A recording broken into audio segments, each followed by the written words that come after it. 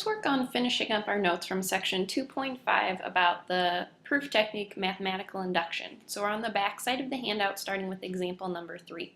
So the statement we want to prove is that 6 divides 7 to the power of n minus 1 for all n that are greater than or equal to 1. So let's start out with our base step.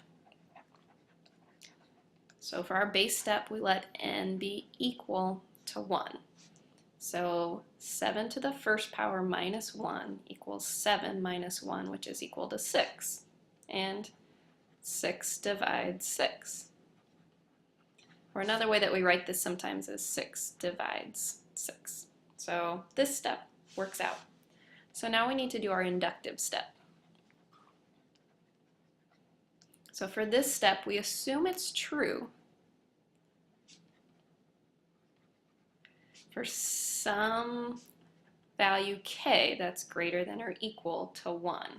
So this means 6 divides 7 to the power of k minus 1. So whatever 7 to the k minus 1 is, 6 divides evenly into that.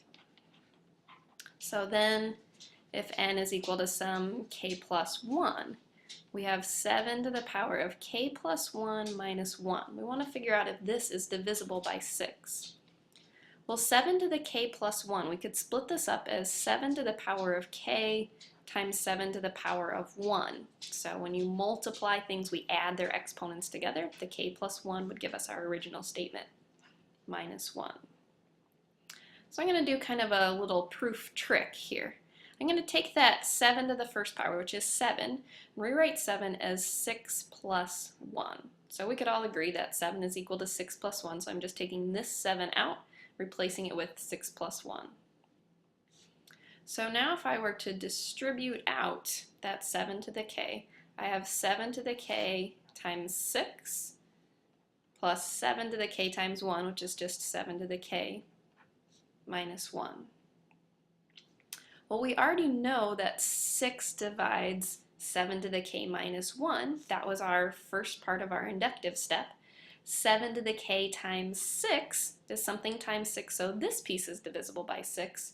So if this first term is divisible by 6, this second group is divisible by 6, then the whole thing must also be divisible by 6. So let's write that down. So since 6 divides 7 to the k minus 1, because that's what we were assuming at the beginning, and 6 divides 7 to the k times 6, since it's a multiple of 6, then 6 also divides 7 to the k times 6 plus 7 to the k minus 1. So conclusion, since it worked for the base step and it worked for k plus 1 when we assumed it was true for k, it follows that 6 divides 7 to the n minus 1 for all n greater than or equal to 1. Let's talk about another type of setup. So for a definition, a recursive definition for an expression is one where a given value for an expression is always expressed in terms of some previous value. So one of the best known examples of this are Fibonacci numbers. So we're told f1 is equal to 1 and f2 is equal to 1. And for all n's greater than 2, so starting at 3, f sub n is equal to f sub n minus 1, the number before it, plus f sub n minus 2, the number's 2 before it. So if we have f1 is equal to 1, f2 is equal to 1, f3, so this is our value of n is equal to 3, will be f of 3 minus 1, which is 2, plus f of 3 minus 2, which is 1. Well, f2 is 1, f1 is 1, so f3 is 2. f4 then, so now n is equal to 4, will be f of 4 minus 1, which is 3, and f of 4 minus 2, which is 2. So this is 2 plus 1, which is 3. So we can see that in each case it's adding together the two previous numbers to give us our new value in our sequence.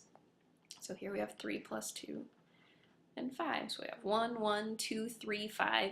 The next number is going to add 3 and 5 together, This is called the Fibonacci numbers, or sometimes the Fibonacci sequence. So this is an example of a recursive definition where we know some starting values, and then we have a formula that tells us how our current value relates to values before it.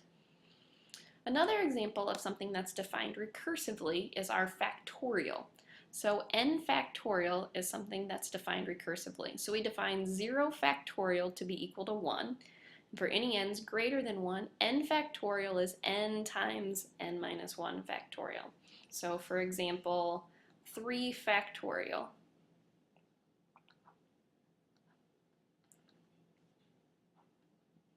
is equal to 3 times 3 minus 1, which is 2 factorial. Well, 2 factorial is 2 times 1 factorial. 1 factorial is 1 times 0 factorial, which is just 1. So it ends up that 3 factorial is 3 times 2 times 1, which is 6. And 4 factorial turns out to be 4 times 3 times 2 times 1. So I end up with 24, and so on. So using this definition of what a factorial means, prove that the statement is true. N factorial is always greater than or equal to 2 to the n for all positive integers n greater than or equal to 4. So notice we're not starting at 1 this time, we're starting at 4. So our base step, let's let n be equal to 4. So 4 factorial, as we just wrote off to the side, is 4 times 3 times 2 times 1, which is equal to 24. 2 to the 4th is equal to 16, and it's true that 24 is greater than or equal to 16. So the base step is true. It's true when n is equal to 4. So now our inductive step. Let's assume that it's true for some n equal to k where k is greater than or equal to 4. So that means k factorial is greater than or equal to 2 to the k. So if n is equal to k plus 1, think about this. So k plus 1 factorial is, by definition, k plus 1 times k factorial.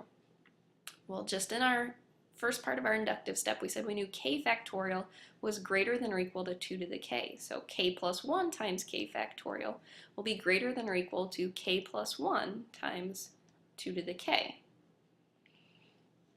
Well, since k is greater than or equal to 4, something greater than or equal to 4 plus 1 has to be at least 5. So it would be true that this is greater than or equal to 2 times 2 to the k. And so the reason that we can say this confidently is that since k is greater than or equal to 4. So looking back at what we have, 2, or you could think of that as 2 to the first times 2 to the k is equal to 2 to the k plus 1. So look at where we started, k plus 1 factorial.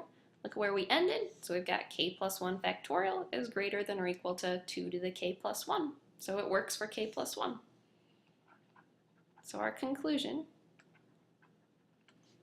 is that it follows that n factorial is greater than or equal to 2 to the n for all integers n greater than or equal to 4. So an inequality a little bit different than the equations we'd seen in the past, but same idea. We start with something we know and just keep working towards what we're trying to find.